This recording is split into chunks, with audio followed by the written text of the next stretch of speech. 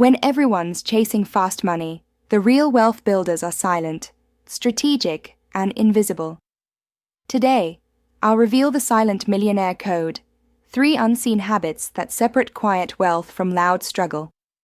These are the rules millionaires live by, but never talk about.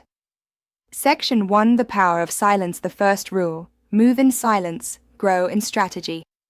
True wealth doesn't announce itself, it compounds behind closed doors. Every decision the rich make has one purpose: to multiply value, not ego. Section 2: Time as currency. The wealthy don't trade time for money, they buy time with money. They delegate, automate, and systemize.